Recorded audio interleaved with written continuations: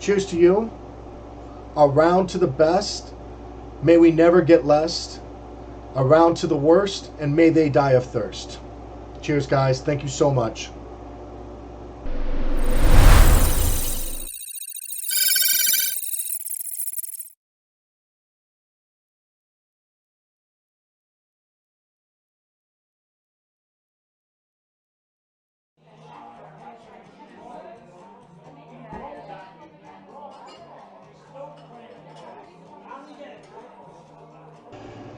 We've got Trickbot takes over after cops Kneecap Emotet malware campaigns. Microsoft reports DearCry ransomware targeting Exchange servers because Exchange servers had multiple zero-day vulnerabilities as discussed last week. Also on the same vein, at least 10 hacking groups are exploiting Microsoft Exchange server flaws. Following that up, we're going to talk a little bit about vulnerability operations, patching cycles, what you can expect as an incident responder or a blue team operations, the ebb and flow of work, as well as go into the kill chain. So I can start. I decided after talking with Fraser last week, decided that we need to start at the beginning so we can move our way forward better in a more cohesive way. In which case, we're going to start at the kill chain and then go back to the MITRE attack framework. But also start talking more about the steps along the way and look at compromises that have occurred. And I'm going to show you guys, to the best of my ability, what alert looks like, what attacks look like, what the events or the logs specifically will look like, and so on and so forth. Those types of information. So that way you get more of a feeling or a vibe for what analytics would be if you were to do a SOC job, per se, or a security operations job. There's also engineering, which we've seen with the building of the teams building of the labs in Range Force that Neil's provider that he was doing the homegrown lab build, that type of stuff for the administration. So trying to cover down as much as we can, and you guys are definitely doing hack the box and try hack me challenges. I've seen that multiple times. So yeah, it looks good. Okay, you guys are getting me hungry looking at the food in chat. So Trickbot takes over after cops Kneecap Emotet. It's coming out of threat post. Trickbot rises to the top in February, overtaking Emotet and Checkpoint's new index scale. Due to a massive malicious spam campaign, along with the global takedown of Emotet, that has vaulted the Trickbot Trojan to the top of Checkpoint's list of the most popular malware amongst cyber criminals for the month of February. In January, Trickbot was ranked 3rd on Checkpoint's list, and it was 4th overall for 2020, while the number one malware, Emotet, remained ascendant. But following the worldwide law enforcement effort to take down the servers in January, cyber criminals have pivoted to Trickbot. Both strains are most often used as first stage loaders for fetching additional malware. So landers is another technical term that we'd use for that. Generally, you'd find that with spam campaigns, drive-by downloads, packaging it with utilities or other tools, things of that nature. Quote, even when a major threat is removed, there are many others to continue to pose a high risk on networks worldwide. So organizations must ensure they have robust security systems in place to prevent their networks from being compromised and minimize the risk, according to the Checkpoint report. Although we still do not see another single threat reaching the scale of Emotet's activity, the overall variety and volume of possible threats continues to pose an extremely high risk on network and devices, and we have no doubt that the void left by Emotet's takedown will be filled. Whack-a-mole. Trickbot was used in a spam campaign in February targeting users worldwide in the insurance and the legal industries, which tried to get them to click on a malicious .zip archive. The report added, cyber criminals likely picked Trickbot as their new tool of choice because of its record with success with other high-profile campaigns like the 2020 attack on Universal Health Services, UHS, which used the malware to exfiltrate stolen data and deliver Ryuk ransomware to the system. First developed in 2016 as a banking Trojan, Trickbot's hallmark is its ability to evolve modularly to improve its capabilities and evade detection. Last December, a new module of Trickbot called the Trickbot emerged that allowed it to inspect UEFI BIOS firmware of the target systems. We disrupted Trickbot through a court order we obtained, as well as technical action we executed in partnership with telecommunications providers around the world, wrote Tom Burt, Corporate VP, Customer Security and Trust at Microsoft at the time. We have now cut off key infrastructure, so those operating Trickbot will no longer be able to initiate new infections or activate ransomware already dropped in the computer systems. Odds are that that was probably hard-coded at the time, the C2 infrastructure that they cut off. Currently, number one on the mobile malware list is Hidad, followed by Xhelper, malicious app with Ad Stuffer, and the Furball remote access Trojan, IMRAT. Besides regular patching and updates to protect from the known vulnerabilities, Check Point recommends user training as the best means of protecting any organization from cybersecurity breaches. Comprehensive training for all employees is crucial, so they are equipped with the skills needed to identify the types of malicious emails which spread Trickbot and other malware, Check Point says. I'll let some questions go in the chat real quick. What is Trickbot? Trickbot, Emotet, Hidad, Xhelper, all of these. These are different types of malware families. Malware families. Okay, that one's a little... That's a group of malware. Usually by either the same developer or regional developer or group of developers in the same family line. Per se... Basically, the original code is posted. From that, you would spawn variations, but they'll still call it like the Trickbot family. It's not necessarily per se dictated by the author. So if he transferred the code to somebody else and they continue along, but they use the variants when you're talking about actual research itself. So Trickbot itself is a family of malware in this case. Originally, it as they were talking here, it is the reason why they're mentioning its modularity is because it has been seen again and again and again in multiple forms. So somebody takes and the way that this happens, there's a little bit more coding, but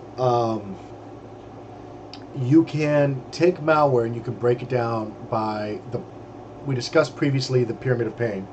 So at the very bare bottom, you have, or towards the middle, you have hardwired indicators of compromise, or IOCs. In this case, it would be hash values, or maybe the C2 domains and the callouts that it does either through the domain requests or the IP addressing. Maybe the command modules, the APIs that it uses to communicate back and forth with that C2. It has some form of that still attached to it, and that what I just described is the indicators of compromise that are kind of actually easy to find. What becomes more difficult is when you go to a coding level, you can change white spaces, you can change decimal points, periods, whatever you want, and that will rotate the hash value. C2 infrastructure, when done correctly, can be difficult to detect. Even when done incorrectly, a new website that's only 48 hours old generally won't have a threat reputation yet, so you can bypass a lot of filtering.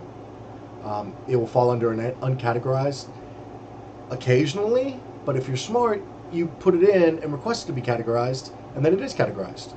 Oh, this is an entertainment site. Okay, we allow entertainment. That type of stuff.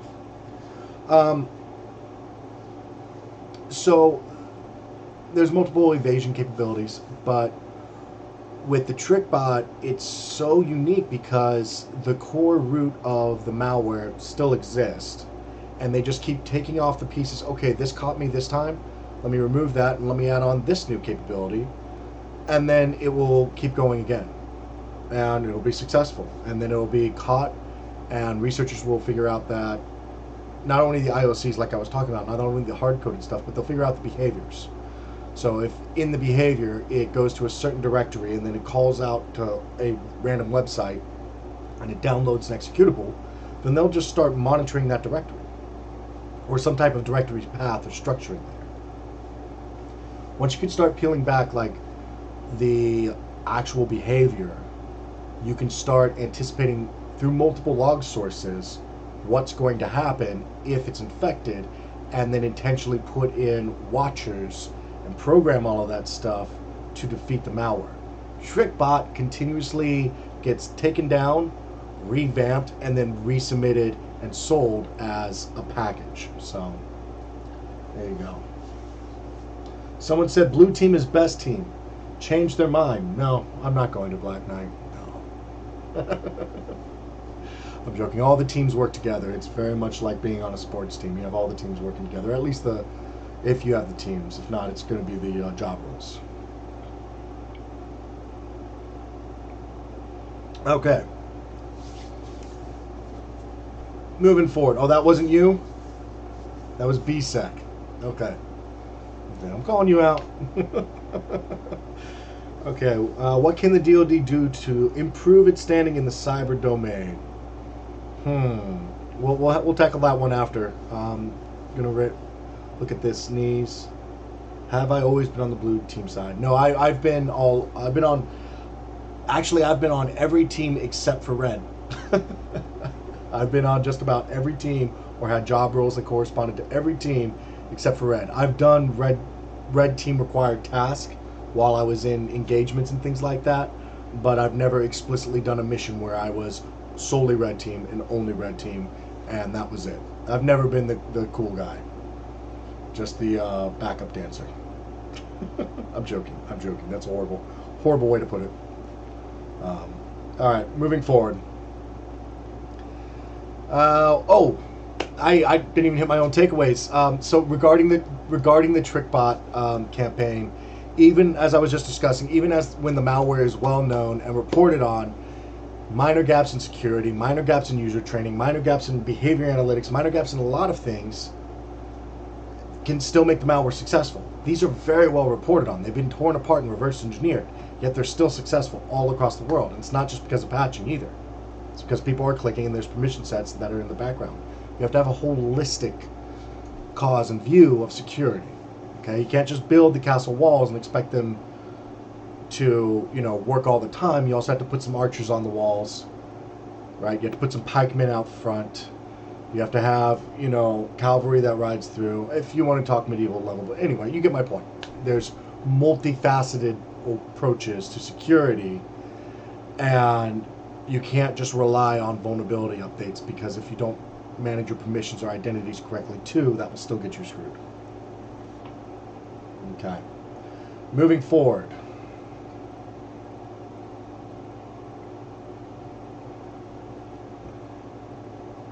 Which country has the best cyber awareness at the user level? Tackle that one near the end too, all right?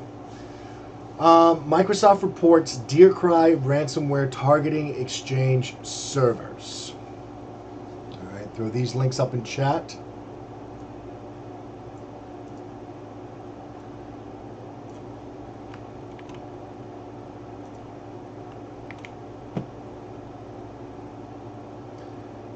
I've never been the cool guy, just the backup dancer. Oh, thank you, Bombadil. Appreciate it. Oh, Theresen added the quote. Okay. Thank you, Theresen, for going through. I really love the work that you do. Oh man, this is going to be fun in Discord later. All right. Go ahead and hit exclamation. If you're new here, hi, welcome. Hit exclamation point Discord. Come join us. It's always a good time. Well, mostly. Anyway. Attackers have begun to deploy ransomware on Microsoft Exchange servers compromised by the Proxy Logon exploits. Now, this is something that we covered last week. These exploits, these vulnerabilities, they're remote executables. They involved HTTP well, one of them at least of the four involved HTTP packets that could be crafted. It was pretty messy. You generally don't get 4 vulnerabilities at once, critical vulnerabilities at once, so wildly, like, just you don't get this. And we were talking to who was our last guest? Oh, someone's gonna shoot me for forgetting this because it was just Wednesday. It was Rick. We were talking Rick McElroy. Never been able to say his name, but we were talking to Rick last Wednesday. You can take a look at the VOD on the Cyber Insecurity channel, and he was saying that we have seen in the first couple months of this year more 0 days found than the entirety of 2020. That is incredible. All right. So these 0 days were announced last week, and what we're finding is the news emerged late last night. Philip Meisner, a member of Microsoft's security research team, tweeted about the new ransomware families tracked as Ransom Win32 / Doge. I'm just going to put these in chat. I'm not reading this out to you. Hold on. They're just going to give it the nickname DearCry because the technical name is too difficult to say in press releases. Which is using Microsoft Exchange vulnerabilities to target customers. Michael Gillespie, director of the ID ransomware identification website, tweeted about an increase in submissions with the .crypt and FileMaker DearCry coming from the IPs of Exchange servers from the US, Canada, and Australia. Submissions of new ransomware notes and encrypted files to the system began March 9th, Gillespie told Bleeping Computer. The idea of ransomware taking advantage of compromised Exchange servers has been a concern since the attack activity ramped up following Microsoft's patch release, which they did in an unusual way by releasing on an off cycle, which is out of the norm for them. So that's how important it was. Ilya Kolochenko, founder and CEO of Immunoweb, says modern criminals are quick to launch large exploitation campaigns for all major vulnerabilities in a sufficient number of production systems. Some cyber gangs gather terabytes of OSINT intelligence about internet software, and once there is a 0 day, they sell compiled lists of IP addresses or URLs known to run the vulnerable software to other gangs, pre-targeting reconnaissance for a price. Impressive. This boosts the speed and efficiency of exploitation, he continues. Combined with ransomware, these attack campaigns bring huge and easy profits to adversaries. Or remote code execution. Ethics argument. Okay. Hey, Fraser, can you throw some of the ethics questions up too? I'll take a look at those, Theresen. In another update related to the Exchange server attacks, Microsoft is reportedly investigating how the limited and targeted attacks it detected in January and February quickly evolved into a widespread global campaign a week before it was due to release security fixes. The Wall Street Journal reports investigators are focused on whether a Microsoft partner with whom the company shared information about the vulnerabilities either accidentally or purposefully linked it to other groups. Investigators with other security firms claim some tools used in this second wave of attacks are similar to proof of concept attack code that Microsoft shared with antivirus companies and security partners on February 23rd. So was there a leak, or did they simply reverse engineer Microsoft stuff and they're beating to the punch? Now, vulnerabilities. Real quick, which country we'll talk about that? Do you think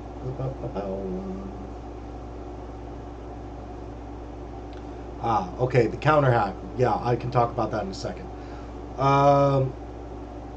In reference to the 0 day, what is Microsoft doing to compensate its customers? There is a long-standing history. Tech companies do not compensate customers. Not for infrastructure 0 day vulnerabilities like this. That is a long-standing, and that's an issue, right? That's what's the incentive for them, other than harming their reputation? What is the incentive for them to fix these? Um, yeah. Now, if it involved user data, then they would be forced to, or they would at least be, because you could do class action lawsuits, stuff like that. I think that we might see with the SolarWinds attack, we might start seeing that dynamic shifts because it cost a lot of companies a lot of money. But I think that they're afraid of it hitting court and then opening up a floodgate. Because, when a company versus company suing each other in court to reclaim cost and damages, how much was damaged because of the SolarWinds attack, then you have to prove it. You know what I mean? I don't know. We'll see. But as of right now, I do not know of anything that's being done to compensate. Wow. Let's have another drink. Compensate its customers. Okay, so a couple things to unpack here with the DearCry ransomware. One, there may have been a leak. A leak may have occurred. They aren't sure. This is highly unusual, where they're not sure that whether or not a leak occurred, or if somebody just reverse engineered very quickly. As they saw, there is pre-OSET that's done and then sold to other criminals or gangs talking about the vulnerabilities, or per se more so they likely do the OSET and figure out, okay, this company is running this software, this versioning, X, Y, and Z, and then they have a pre-populated list that if you have a remote code exploitation, RCE, you're able to send the packets downrange at this IP address, and you'll get a known hit. So this also talks. The second part is a very familiar pattern. When you have vulnerabilities, especially critical vulnerabilities, especially web-facing vulnerabilities, and especially remote execution vulnerabilities,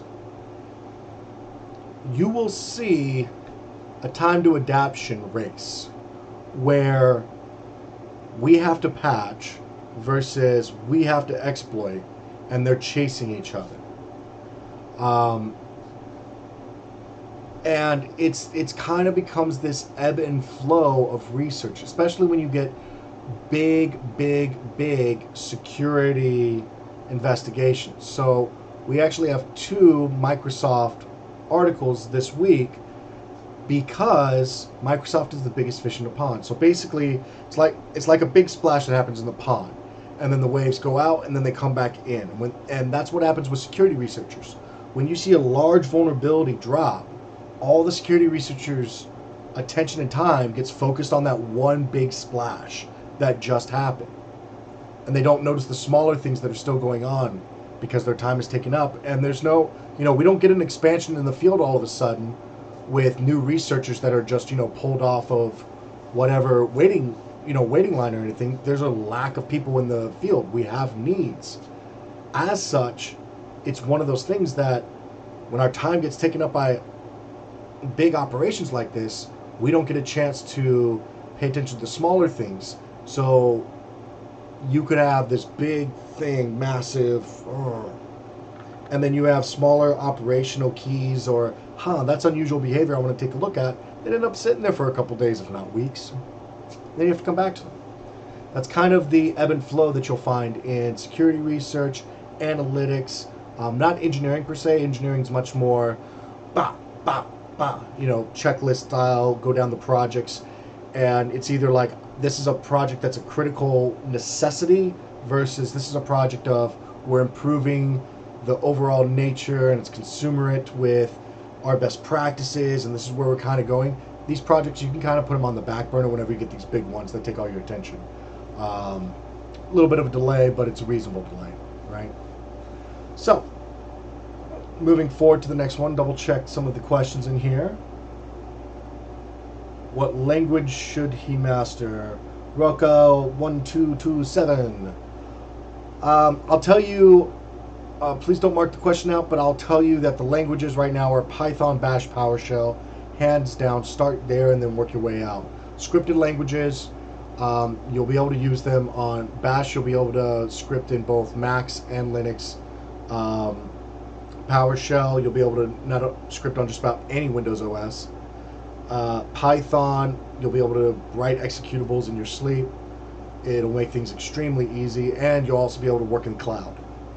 So those three languages will take up like 80 to 90% of your needs. And then if you are going into development, learn whatever language is necessary for your path in development. If you're going into security, like dev security, learn the languages that is particular to you. Even in analytics, beyond those three basic ones where you're starting, HTML, Java, JavaScript, I don't touch C too much. .NET much more than C. When I say C, I mean C# or C++. But definitely Java, HTML are probably the biggest one. Regex is probably the biggest one because that's damn everywhere across all of them. If you get into signature development for network security monitoring, it's Pickery, which is Perl compatible regular expressions. You can get into PHP too if you want to get more into malware analysis. PHP is pretty popular. Go as a language is for development, malware development. All sorts of stuff out there. It just depends on where you want to go. Okay. Life cycle of malware. We'll touch life cycle of malware at the end here. All right. Last group of links, guys. All right, and thank you again, everyone, for coming out. It's such a I really do enjoy doing this with y'all. So thank you. At least 10 hacking groups are exploiting the Microsoft Exchange server flaws, as we've already been discussing. But this talks a little bit more about the prelims. So the hackers everywhere are now exploiting the recently disclosed vulnerabilities of Microsoft Exchange server to infiltrate computer systems across the globe. On Wednesday, ESET published an alarming report that says at least 10 different hacking groups, 10 different ones, have been abusing the flaws. It's now clearly beyond prime time to patch all Exchange servers as soon as possible, the company adds. Should have done it the second it was announced. Threat primarily concerns companies and government organizations that use Microsoft Exchange to handle emails, which is what it's for. Last week, Microsoft disclosed 4 previously unknown flaws. We talked about that. At the time, Redmond only mentioned that one actor, a Chinese state-sponsored hacking group dubbed Hafnium, had been exploiting the vulnerabilities to steal emails from US-based customers since at least early January. But, according to ESET, Hafnium isn't the only group that's abusing the flaws. Through its antivirus software, the company's security researchers uncovered evidence that 3 other hacking groups specializing in cyber espionage were also exploiting the vulnerabilities days before Microsoft publicized the threat. After Microsoft publicized the vulnerabilities and issued the patches, other hacking groups joined in the exploitation. Groups include Winetti, who's been blamed for infiltrating a vast CC cleaner, and PC vendor Asus to deliver malware into software programs used by millions of customers. To track the flaws exploitation, ESET has been looking out for servers that have been reconfigured with malicious web shells, which can give hackers remote access to the system. At the date of publication, we had observed more than 5,000 unique servers in over 115 countries where web shells were flagged, the company says. However, ESET's analysis is only capturing a fraction of the flaws exploitation. Last week, security reporter Brian Krebs on Security, great blog. If you don't follow, you probably might want to, reported that the investigators estimate that at least 30,000 organizations in the U.S. were hacked through the Microsoft Exchange vulnerabilities. In some cases, the victimized servers were infected with multiple backdoors. You land, you splash, you either laterally move, or you put in persistence, and you do multiple other things. Given that this was a remote code RCE that was completely unknown, 0-day, no monitoring was happening on it, I could definitely see attackers landing on the box and then staying there. Microsoft itself has also been warning that multiple actors are now taking advantage of the flaws, and we talked about this in the other group. So, Is it an issue of lackadaisical programming? How could we get more companies to have more blue team involvement before product push to consumers? We start holding the companies responsible. As we get more interconnected and things become even more automated, this be more than just loss of data, but potential loss of life. Correct. Morrison, NM. Yes. Well, yes and yes and no, right?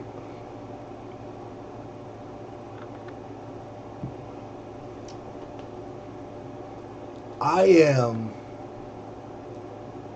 have a feeling in my bones that there are vulnerabilities, 0 days probably, on medical devices that have not been patched, have not been reported, that people know exist. However, I have a feeling that they are not being exploited because once you go to a kinetic level of effect, right, that's something that you can't walk back from. And as a prior military member, I can tell you that you generally don't want the full effect of the federal government pointed at you in any way. And that has been a very clearly defined line in the sand for a couple years now, that kinetic effects will get full-on intervention from the U.S. federal government, UK federal government, whoever they affect. That's been a very, very clearly drawn line in the sand. That's why Stuxnet was such a big deal, because it did have kinetic effects. Luckily, no loss of life, but Stuxnet affected physical objects in the motors and of the enrichment of uranium that broke and had a kinetic effect. And that blew people's minds so much so. And there was a lot of fallout from that. So it's been kind of well documented that the kinetic effects, the remote kinetic effects, those are the things that I don't think that attackers would actually use. I really don't. Not yet anyway. Not until they could verify that they can hide themselves well enough. Because if that was to happen, wow, that would be bad. That'd be very bad. But yeah, as far as the issue of lackadaisical programming, how do we get more blue team involvement? Again, we start holding those companies responsible. We start holding them responsible for testing, execution, and then if laws go through, they've at least done their best effort and they have resources to ensure that, they can show that, look, we've put it through this much testing, it's just something that wasn't found, because this is a truly unique scenario that we haven't experienced before, right? What should be frustrating is when you start looking at these technical vulnerabilities and you realize that people weren't doing some of the basics. For example, SolarWinds and an easy to crack password that the CEO then blamed on an intern. The security of thousands of companies was bypassed due to a single intern at your company. That's something we need to hold somebody accountable for. That's not the way we do. Okay. Do we have any more questions regarding Microsoft?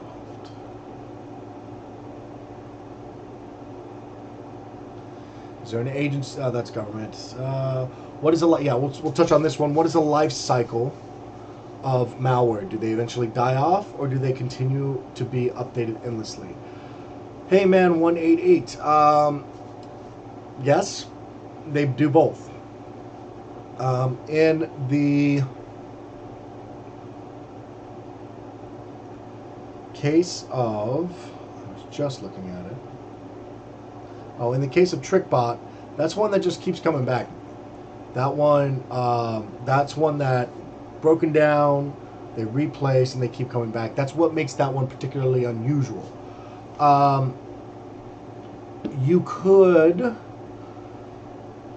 what I think more so what the life cycle of malware is, either they are taken out in the way that antibodies will take out a virus in the system by either crackdown from legal aspects and, the government, whichever that is, US or UK or EU, Russia, Japan, whoever is involved, cracks down on that particular individual, that group. And then there's nobody there to operate the pull strings.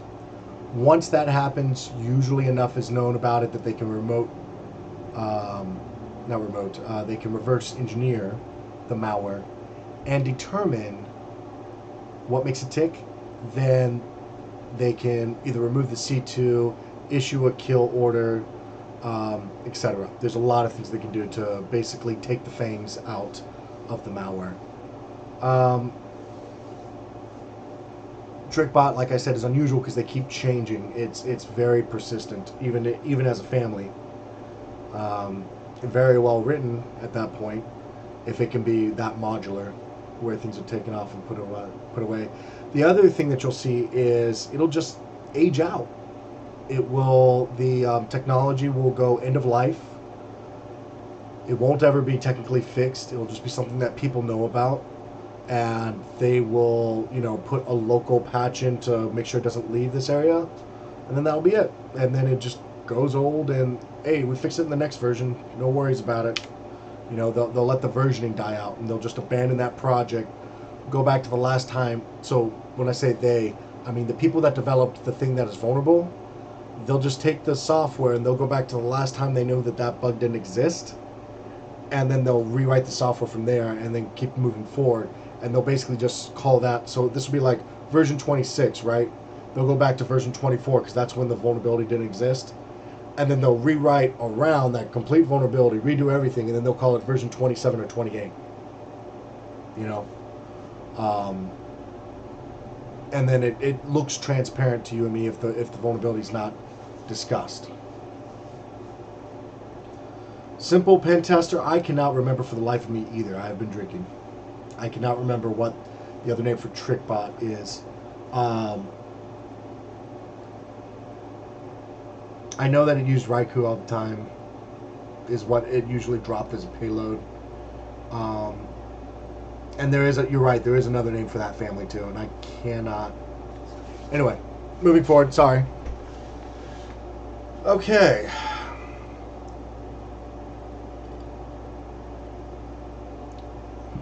Alright, guys. I'm going to answer some of these questions real quick. And then I will move into little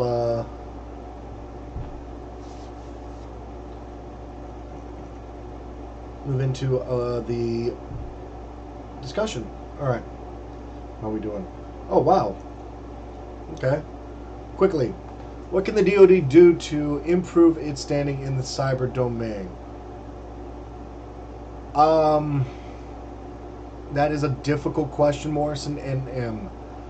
I would say they could promote a zero trust model, improve their endpoint,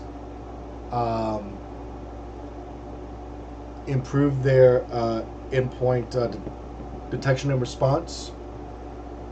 They could increase their mobility and decrease the cumbersomeness of their user interactions.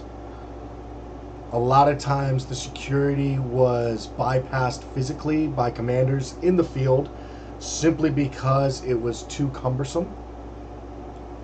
I think that they need to think more about the user and less about, well, this is the mission and this is what they have to do.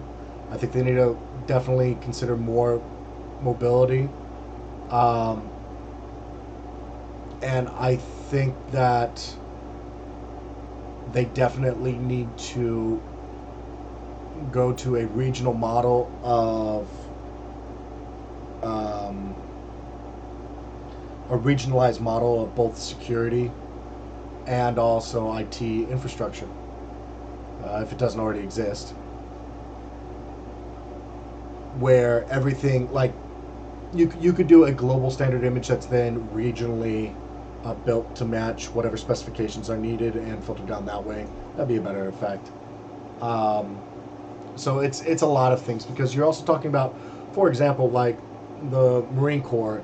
That's 120,000 endpoints ballpark, 100,000 endpoints ballpark. Like that's insane. That's an insane enterprise network. And you look at the Army. It's even, I know the Army is much larger, right? It's and if you start looking at things and you go all the way down through them, their actual like digital footprint is freaking insane, and for a reason, for good reason. It's a global effort. But I think that there's a lot to be said because of the way that we do bidding in America for tools for the military. And that's severely harming us and hampering us when it comes to technology. And the approvals and acquisition process is so too damn slow that by the time that we get anything done, it's 4 years old. I think that they need to basically get the bureaucracy out of the technology in order to operate smoother and with less hassle. And they also need to accept that at some point they're going to be compromised and start planning for that too. They keep building up walls and things like that. That's what I mean by moving to the zero trust model. Anyway, enough of that. Let's move forward. Okay. Which country has the best cyber awareness at the user level, in your opinion? I'm going to surprise you. Ukraine. I think Ukraine. I'm guessing you'd like to know why. Ukraine has one of the larger saturations of developers in the world currently. Like devs, like high-end developers. Basically, as far as I understand it, I am not big asterisks here, okay? Because I definitely don't want to offend anybody, and I'm not from that part of the world, nor have I visited it. But from what I understand about Ukraine is that post-USSR era, the Ukrainian government saw the internet and basically capitalized on it, and they are very much so technologically advanced. Technology is a big part of their culture. And yeah, I believe that they also had, that was one of the points for the underwater sea cables connected as well, and they just kind of grew out of there very organically and quickly. So, but I know that there's a huge market for developers in Ukraine, massive. And if you have that saturation of developers, I imagine that they would also be outstanding end users, because they would know not to just click on stuff. Right.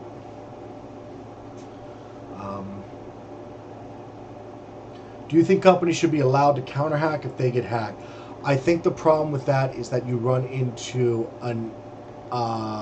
if you mean counter hack as in like, I'm getting attacked by this IP and now I'm going to go launch a reverse shell and get into their shit and start cutting down. No, I don't. I actually don't. The reason is because you can set up relays on victims' computers. I don't think that you should be able to DDoS them back. You know what I mean? I think what you should be able to do is I think we should have much better ISP level protections in place, where you, as a victim, should be able to call your ISP and say, hey, I'm getting attacked from so-and-so. Please negate all the traffic at your level. Boom. Start working in them that level. Again, it becomes difficult. There's a lot of different protections. There's a lot of different attacks. It becomes difficult to talk about. I don't think that you should be able to go pop a shell on somebody's box, because relays are a thing that exist. And popping somebody else's box, throwing a relay on there, and then sending the attack from there, then you're going to be just, attacking a small business owner. I really think that more so it would behoove us to look at appropriate channels for. If you can identify and verify that an attack is actively ongoing to you, you should have more recompense as a user to say who, to get the identification necessary to protect yourself and to also understand the attack better as to why that occurred in the first place. What advice can you give to a person who's thinking about starting cybersecurity? And all right, so we already covered the language. What advice to the person starting cybersecurity? Go do some free classes. Go do some certs. Go, stay on the channel.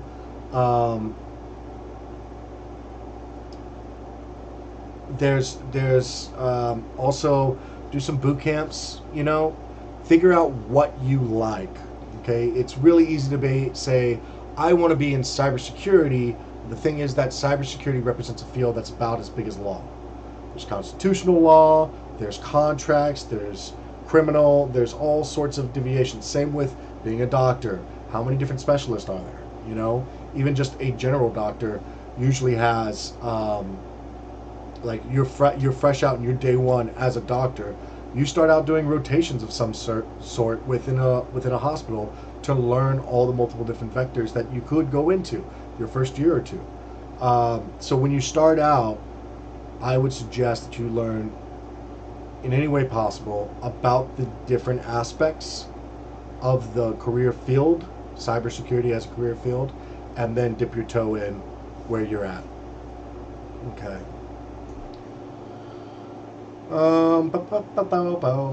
Is there an agency solely focused on cyber besides the NSA? There's a lot of agencies that are focused on cyber. Having trouble remembering them all, but there are so many agencies that are focused on cyber. So, for example, the DoD, they have their own cyber agencies within. So you have NSA, and then you have U.S. Cyber Command. That's a whole nother one. So that is actually, those are two separate agencies that are both chaired by the same person, right? And this group can receive all the intelligence at once, and this group can hack, but this group can't hack, and this group can't receive the intelligence. You see how that goes? So that's just two off the top of my head. There's also multiple, NIST is National Institute of Standards and Technology. I know that they started up like an information assurance one recently that he got fired because he said that the voting machines were secure. There's all sorts of ones. If you're talking about workload, keep in mind that the NSA does not actually, it's technically the military under U.S. Cyber Command that does the hacking. And then the NSA does the collection, and they handle about 70-80% of the workload of the collection from the electronic tabs.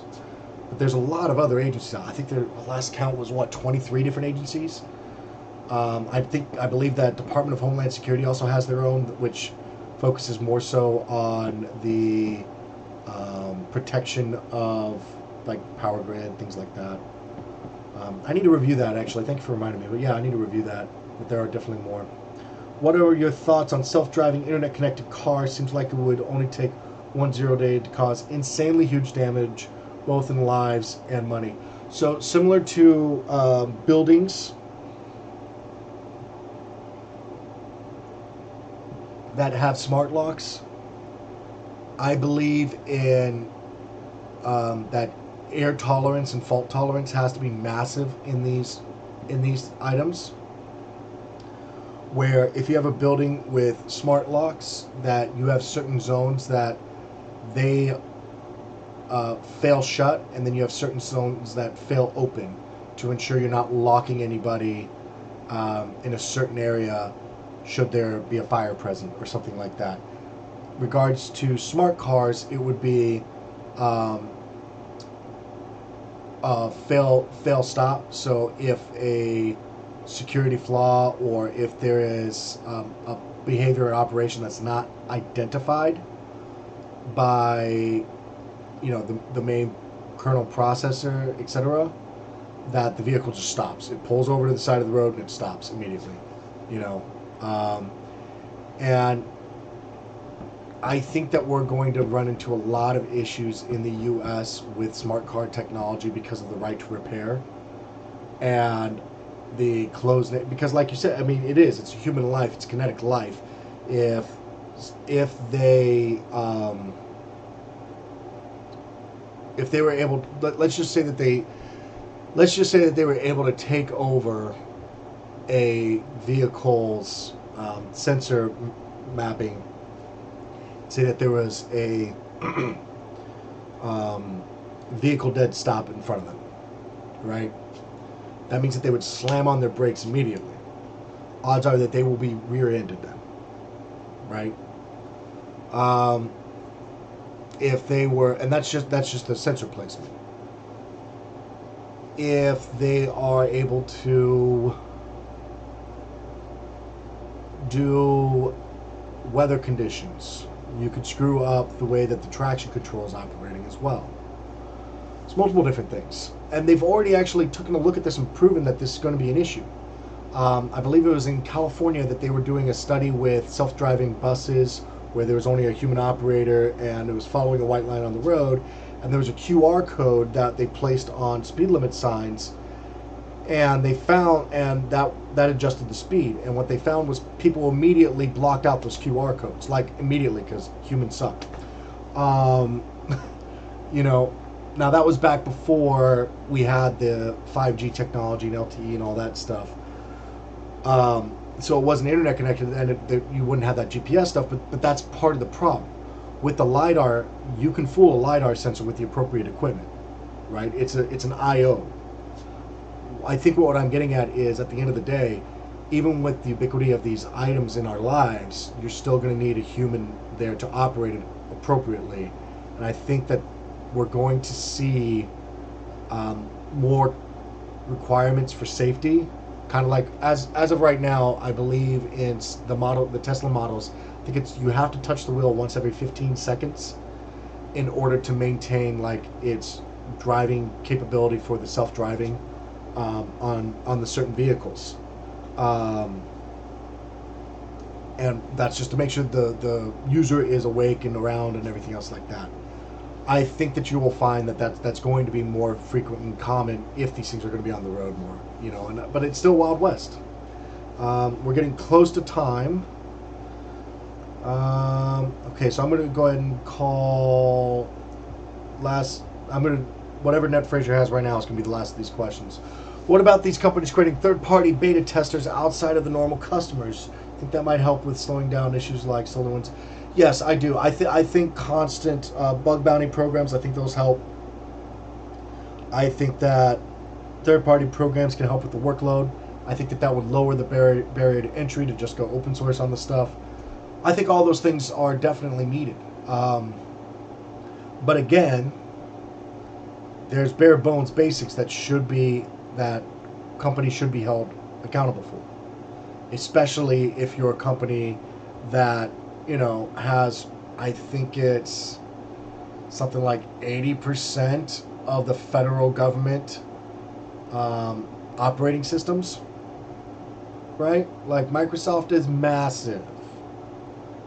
There's little excuse other than, okay, I'm not going to go down that path. There's more that needs to be done, and it doesn't necessarily have to happen at the federal level in the U.S. either.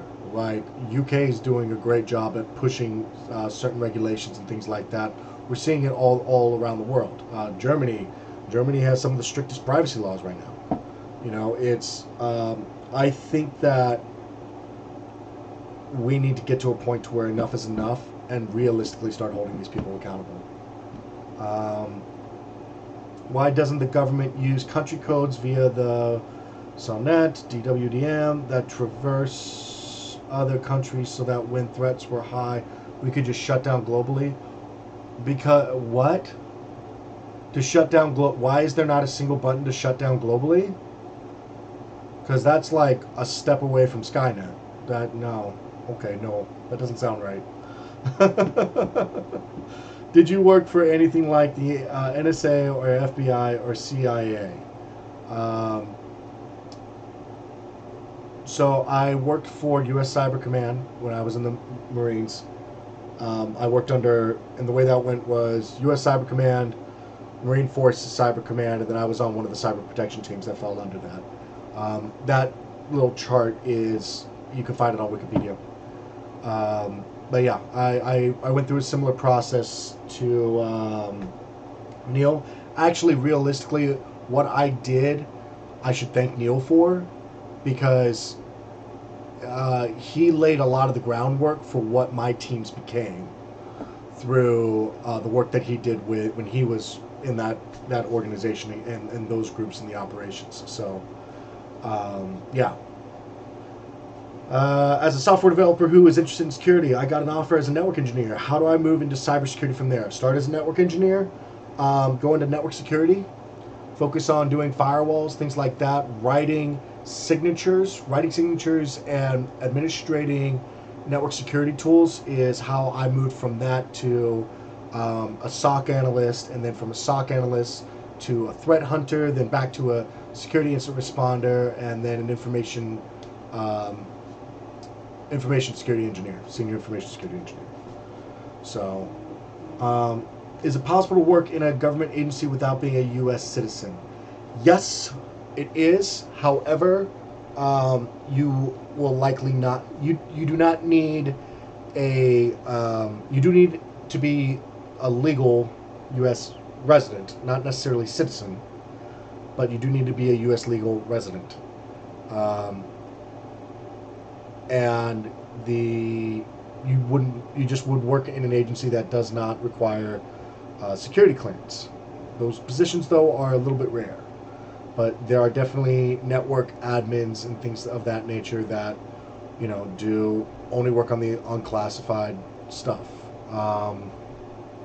However, I would focus on bigger companies. They tend to be more pro H-1B1 and visa sponsorship and things like that as well.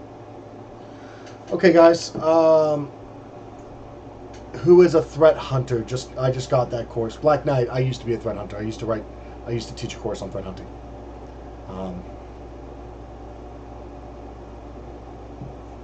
We're gonna go OT overtime real quick. I wanted to share this with you guys. I understand. I would like to share this. Well, I get to share this. Pow. Come on, play along. Sorry, I'm talking to my computer. I have to talk to it nice. You guys have seen whenever this thing craps out on me. So I have to be very nice and sweet talking. Otherwise, it will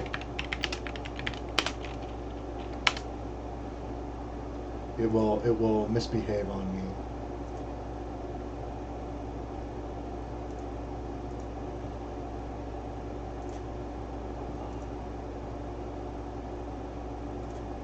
We throw this up in chat.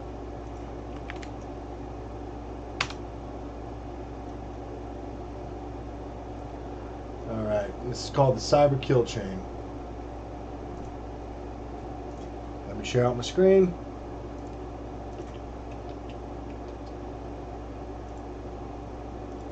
Uh-oh, where's my... Oh, there it is. Okay. I should have switched over to lobby. Anyway. Alright. They've updated it a little bit since I used to teach it. But the Cyber Kill Chain. Alright. It was originally developed by Lockheed Martin. And what it is it is a framework, a simplified framework. There are much more complicated ones, but it is a framework that talks about an attack. Those of you going through Hack the Box and Try Hack Me may recognize this, but you have reconnaissance, which is they recommend harvesting email address, conference information, things of that nature. It can be more than that. It's any type of OSINT. It can be looking up the LinkedIn profiles of the people that are in charge. It can be identifying what domains they own, what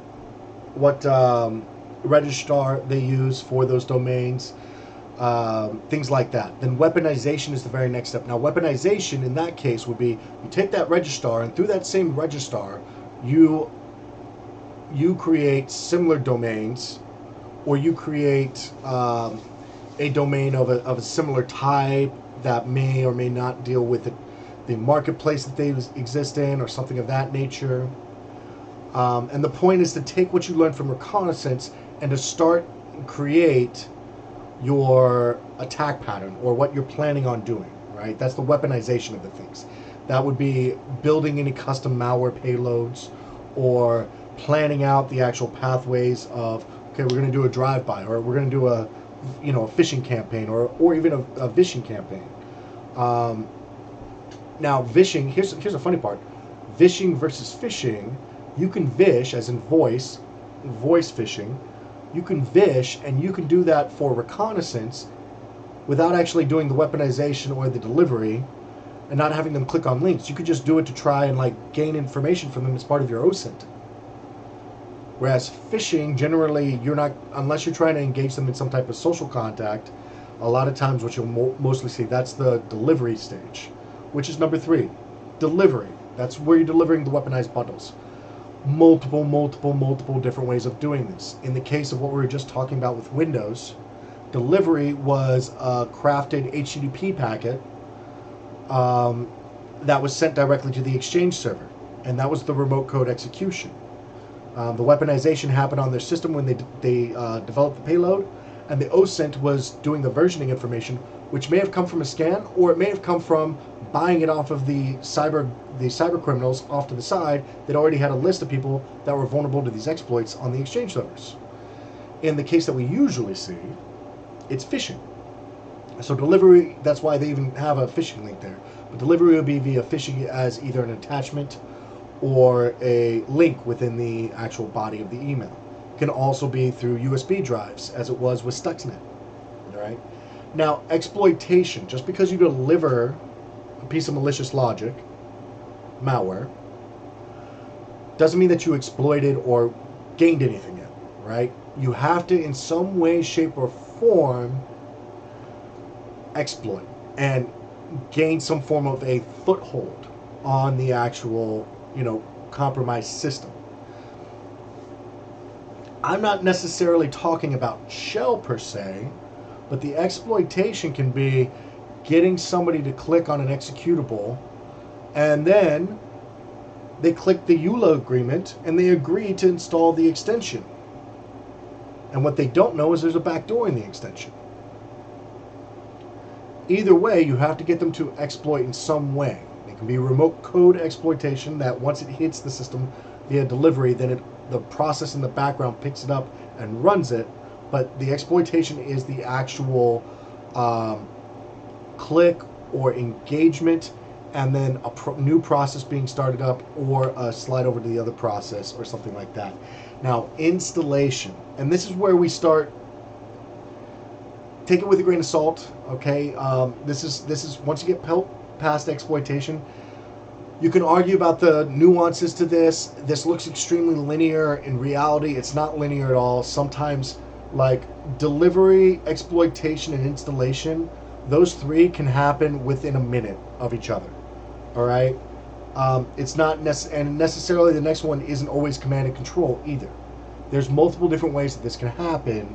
This is just kind of like an intro, and these are some of the ways. Installation. Oh, am I doing the wah too much? All right, well, whatever. Anyway, installation, installing malware on the asset. That's the actual, what we would consider persistence mechanisms, perhaps, or changing an attribute. It can be things like, there's multiple different ways that you can consider installation. Then you have command and control, which is, now keep in mind that you have exploitation to installation. It can be that the exploitation was a call out to grab down a package, and as we saw previously with the Trickbot, it would be Raikou. So you exploit with the Trickbot, and then it calls out and it grabs a Raikou for installation on the actual box itself. We can keep going, but command and control is really more so that during the installation process you gain some form of persistence, and then you have a call out for either a remote shell, you've enrolled into the automated C2 architecture through a Twitch post, or a JPEG that's been sent out to a random thing, or a postcode. We can keep going on. There's multiple different ways. Actions on objective. That's probably the vaguest portion of this. Actions on objective is literally just there to, you now have hands-on keyboard access. The problem that we're seeing is that such a large part of malware nowadays is so automated that there's no need to do hands-on access. Basically, they send it, they launch it. If it lands, it lands, and if they get a callback, it's automatically handled. For example, in SolarWinds, they sent it by weaponizing it into the updates. The updates would then download. Let's go all the way back and let's talk about this. So weaponization was putting the malware into the actual update package. The delivery was the updates being downloaded onto the SolarWinds server. The exploitation was, it would then, once it was delivered to that server, it would sit and wait for 2 weeks. Somewhere between 12 days to 14 days. And then it would start working as a trusted process. It was already installed. So that's where, in this case, it flipped. It was installed, and then it didn't start exploiting until 2 weeks after the fact to make sure that it was nice and quiet. With that, command and control, we saw those command and control calls out for the DGA and the establishment, and then actions on objective. But realistically, the actions on objective a lot of times you would see is after the persistence, there was occasionally lateral movement that occurred. Not in SolarWinds, but it can be. So that's my point, is that this can get all switched around. Sometimes you'll see malware that hits the box, and instead of installing persistence, will immediately look for known vulnerabilities in a location around it to try and pivot and then install the persistence mechanisms there. Because where you land, it can be extremely loud. You have monitoring stuff on email. So why would you want to install the persistence necessarily there if you can laterally move? There's multiple different ways. Again, there's different things. But this is what analysts, blue team analysts, this is the very initial, think of it in this perspective. Very similar to TCP/IP OSI modeling of, layer 1, layer 2, layer 3, whenever you're talking about the way that the packets break down to actually do network communications between computers, right? Check the layer 1 issue, maybe it's a layer 3, maybe it's a layer 7, maybe it's a layer 8 issue. So it's very similar in the stages of an attack. So, all right. Well, guys, task, purpose, end state, keep it in doc. Very nice, Morrison. Very nice.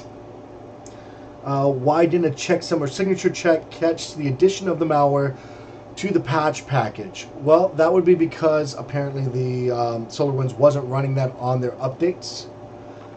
The attackers tried that out in October of 2019, I believe it was. They tried it out in October of 2019, and they ran a defanged version of an addition onto the update, and they waited around a couple months just to see if anything happened.